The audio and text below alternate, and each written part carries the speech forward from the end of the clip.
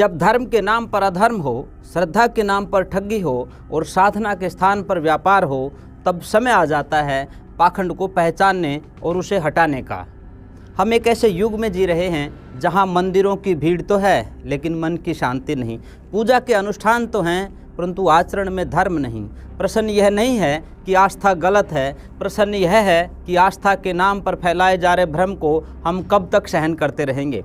आज आवश्यकता है धर्म को, वेदों को, सत्य को पाखंड से मुक्त कराने की। आवश्यकता है विवेक से सज्जनता को पहचानने की और साहस के साथ उस प्रपंच को उजागर करने की जो सच्चे धर्म का चोला ओढ़े हुए है। यह वीडियो एक आह्वान है सत्य के पुनर्जागरण का, एक प्रयास है समाज को उस वैदिक प्रकाश की ओर ले जाने का जहां धर्म वैज्ञानिक है, नैतिक है और पाखंड से सर्वथा रहित है। हम जिस भूमि पर जन्मे हैं वह ऋषियों की भूमि है। यह वह भूमि है जहां मनुष्य ने सत्य की खोज की, जीवन के गूढ़ प्रश्नों को जाना और आध्यात्म की ऊंचाइयों को छुआ।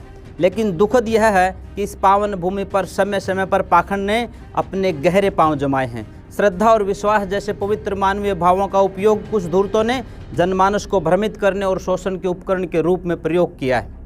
यह कोई नया संकट नहीं है, यह हमारे समाज में सदियों से मौजूद है, बस इसके स्वरूप बदलते रहते हैं।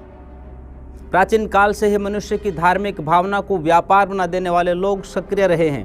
कहीं कथा प्रवचनों की आड़ में, कहीं सत्संगों की चमक दमक में, कहीं झूठे गुरुओं की कृत्रिम दिव्यता में, कहीं चमत्कारों की कथित शक्तियों के माध्यम से जन सामान्य की बुद्धि को कैद करने का प्रयास हुआ है।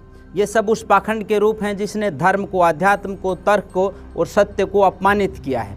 झाड़ फूंक, मूर्ति पूजा, जन्मपत्री, तंत्र क्रियाएं, चमत्कार, चूर्ण और ताबीज़, इन सब की आड़ में अंधविश्वास को बढ़ावा मिला है और इसके पीछे सबसे बड़ा उद्देश्य रहा है जनता का धार्मिक और आर्थिक शोषण।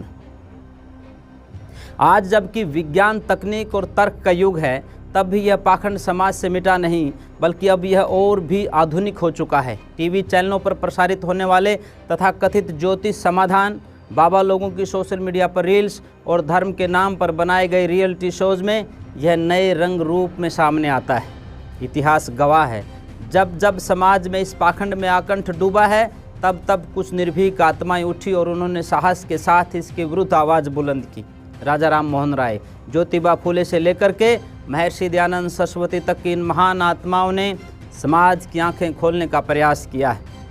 लेकिन यदि हम धर्म के क्षेत्र में क्रांति की बात करें तो महर्षि दयानंद सरस्वती का योगदान एक दीप स्तंभ के समान है। उन्होंने धर्म को पुनः उसकी मूल वैदिक जड़ों से जोड़ा और कहा, वेदों की ओर लौटो। उन्होंने श्रद्धा को विवेक से जोड़ने की बात कही। उन्होंने भक्ति को योग और आत्मचिंतन से संबद्ध किया। उन्होंने कहा कि धर्म का आधार तर्क, अनुभव और शास्त्र होना चाहिए। महर्षि दयानंद सरस्वती ने यह स्पष्ट किया कि धर्म भीरुता नहीं, धर्म चिंतन होना चाहिए। झाड़ फूक, ज्योतिष, पाखंड, तीर्थाटन, मूर्ति पूजा, इन सबको उन्होंने तर्क की कसौटी पर कस करके अस्वीकार किया। अवतारवाद को नकारते हुए उन्होंने निराकार ब्रह्म की अवधारणा को स्थापित किया और कहा कि ईश्वर ही सर्वव्यापक है, सर्वज्ञ है, निराकार है और कर्म के अनुसार वो फल देने वाला है। स्वामी जी ने जीवन को धर्म और आध्यात्म से जोड़ते हुए यम नियम, अष्टांग योग, पंचमहायज्ञ और पुरुषार्थ चतुष्टय की जीवन शैली को प्रस्तुत किया। उन्होंने वेदों को एक बार फिर जनमानस के लिए सुलभ बनाया और उस ज्ञान को भारत की मिट्टी में फिर से जागृत किया जिसे कभी पाताल में समझा जाने लगा था। उनके नेतृत्व में जब आर्य समाज का गठन हुआ तब धर्म का चेहरा ही बदल गया। आर्य समाज ने केवल एक धार्मिक आंदोलन था, वह एक सामाजिक क्रांति थी। उसने अंधविश्वासों पर चोट की, उसने रूढ़ियों को तोड़ा, उसने विद्या और विवेक को धर्म का आधार बनाया। मूर्ति पूजा, अनेकेश्वरवाद, अवतारवाद, फलित ज्योतिष, तीर्थाटन, बाल विवाह, सती प्रथा, देवदासी प्रथा, जाति प्रथा, इन सभी पर निर्णायक प्रहार आर्य समाज ने किया। एक समय था जब आर्य समाज की शाखाएं गांव-गांव में सक्रिय थी। सत्संग, शास्त्रार्थ, प्रभात फेरियां, आर्य सम्मेलन, वार्षिकोत्सव, ये सब जन चेतना को जागृत करने के माध्यम बन गए थे। डीएवी संस्थाओं, गुरुकुलों और आर्य स्कूलों में शिक्षित, जागरूक, संस्कारित नागरिकों की एक पीढ़ी तैयार की गई। जब कोई युवक आर्य समाज से जुड़ता था तो परिवार और समाज में उसे लेकर के बहस छिड़ जाती थी, बहिष्कार तक किया जाता था। यह इस बात का संकेत था कि आर्य समाज एक सच्चे क्रांतिकारी आंदोलन का प्रतिनिधित्व कर रहा है। स्वराज्य आंदोलन में आर्य समाज का योगदान भी अविस्मरणीय है। विदेशी वस्तुओं के बहिष्कार से लेकर के खादी के प्रचार प्रसार तक, हिंदी को राष्ट्र भाषा बनाने की मांग से लेकर देश देशांतर में जाकर स्वराज्य का बिगुल फूंकने तक आर्य समाज कभी पीछे नहीं हटा। उस समय के युवा जिस ऊर्जा और संकल्प से ओतप्रोत थे, उसका एक बड़ा कारण था उनकी धार्मिक चेतना पाखंड से मुक्त थी। लेकिन दुर्भाग्य की बात यह है कि आज़ादी के बाद भी जिन आशाओं से आर्य समाज और समाज के विवेकशील वर्ग ने सरकार की ओर देखा था, वो पूरी नहीं हुई। गोहत्या पर रोक, नशाखोरी का उन्मूलन, पाखंड के विरुद्ध वैधानिक कदम, इन सब की अपेक्षाएं अधूरी रही। आज का भारत तकनीक में आगे है, विज्ञान में प्रगति कर रहा है, लेकिन सामाजिक और धार्मिक दृष्टि से फिर से उसी गर्त की ओर लौटता प्रतीत हो रहा है जहां से महर्षि दयानंद सरस्वती ने हमें निकाला था। टीवी चैनल्स पर आज ज्योतिषियों का बोलबाला है। झूठे बाबा और तथा कथित चमत्कारी व्यक्ति तो हमारे समाज के मार्गदर्शक बन करके बैठ गए। हरिद्वार, अमरनाथ, वैष्णो देवी, मक्का, मदीना और अन्य तीर्थों पर बढ़ती भीड़ यह नहीं दर्शाती है कि ईश्वर के प्रति प्रेम बढ़ा है, बल्कि यह उस मनोरंजन आधारित पाखंड धर्म का संकेत है जिसे मीडिया ने महिमा मंडित किया है। धूम्रपान, शराब, मांसाहार, इनका प्रचार अब फिल्मों और सीरियलों के माध्यम से इस प्रकार हो रहा है कि हमारी नई पीढ़ी इन्हें आधुनिकता और आनंद का प्रतीक समझने लगी है। पाखंड अब केवल पूजा घरों तक सीमित नहीं रहा है, यह अब जीवन शैली का हिस्सा बनता जा रहा है। रूढ़िवादी धर्मतंत्र, शराब माफिया, बहुराष्ट्रीय कंपनियां और राजनैतिक शक्तियां मिलकर एक ऐसा जाल बुन रही हैं जिससे आम भारतीय का सामाजिक, आर्थिक और धार्मिक शोषण निरंतर होता चला जा रहा है। दुर्भाग्य यह भी है कि इस शोषण के विरुद्ध संघर्ष करने वाला आर्य समाज स्वयं आज कई आंतरिक विघटन और शिथिलता का शिकार हो चुका है।